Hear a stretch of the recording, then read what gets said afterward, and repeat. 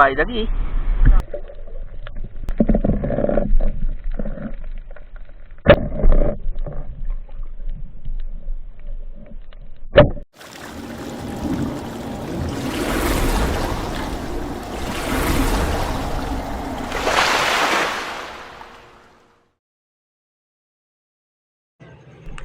Alright, magandang gabi sa inyo mga idol. Dito nga, papunta kami sa aming spot natin, Barangay Simpukan, Perdobanica City.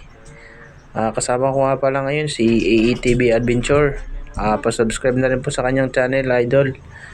At si shoutout nga pala kay nung Tabangay, ang Barangay Simpukan. Ayan siya, oh. Ayan, prepare ng ating mga gamit. So abang-abang na lang kayo mga idol kung anong mahuli natin. So dive tayo mga idol. First catch natin ito sa pool kang batid ka. Isang uri ng ano ito, labahit, danggit pala. Danggit. Ang tawag naman dito batid. Yung iba naman tawag na dito ngisi-ngisi. Hindi yan siya gaano lumalaki, medyo ganyan na yan siya kalaki. Masarap din yan sa sinabawan mga idol.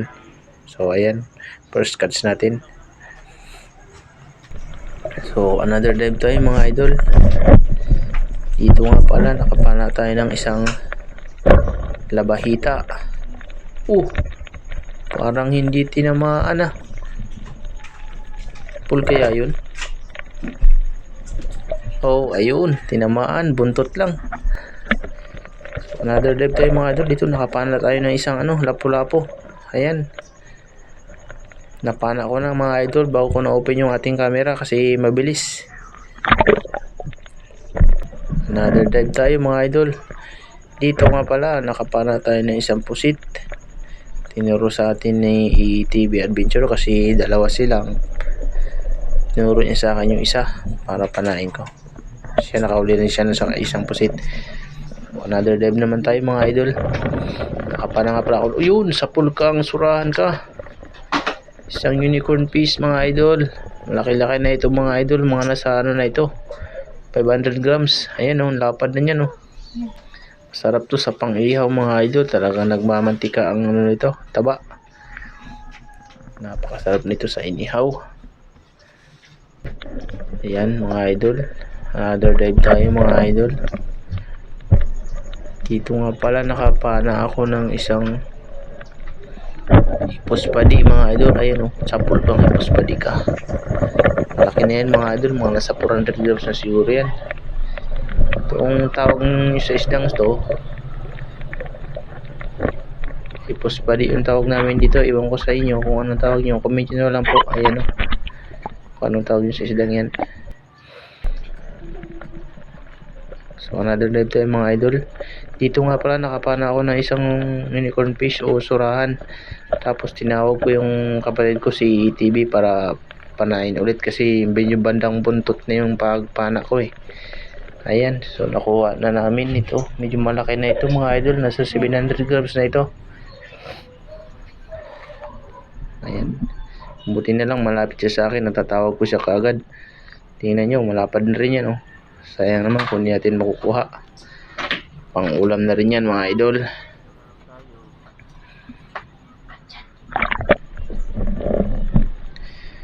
Another dive tayo mga idol. Ayan, nakakita nga tayo ng isang pusit. Sa pool kang pusit ka. Ayan mga idol, isang pusit. Masarap din po yan pang sinabawan. Pusit mga idol, mga nasa 200 grams na rin to mga idol.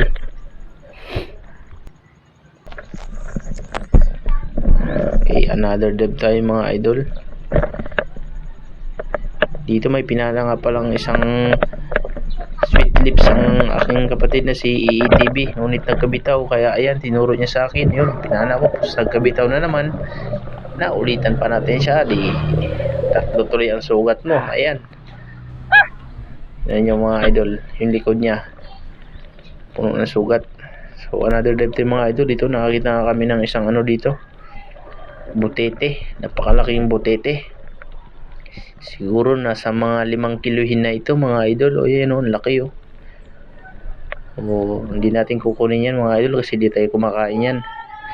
Sa ibang kumakain yan, kinukuha nila yan, pero tayo, hindi tayo expert. So dito, another dive tayo mga idol. Nakakuha nga tayo ng isang danggit.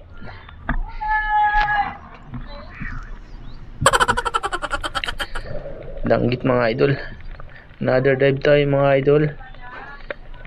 Dito nga pala, nakapana ako ng isang ano dito, labahita. Ayun, sa pool, ang tinanggulay.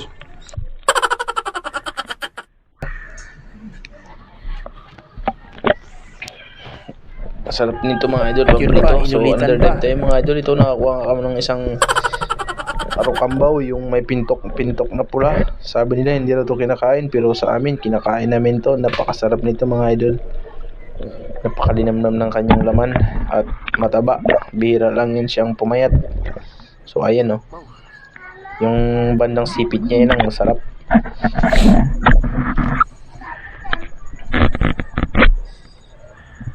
Yan. Another dive tayo mga idol. Dito nga nakapana ako ng isang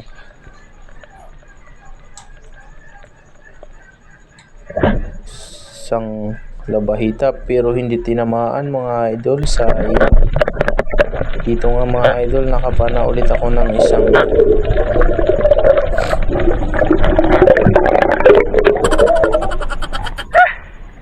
lobster mga idol. Ayan, mabilis nating napana kasi tumatakbo. Nakapana din nga pala dito ang ating kasama sila.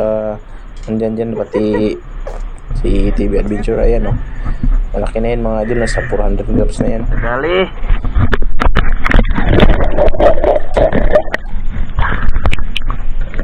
So another dive tayo mga idol. Dito nga pala nakikita naman tayo ng isang ipuspadi.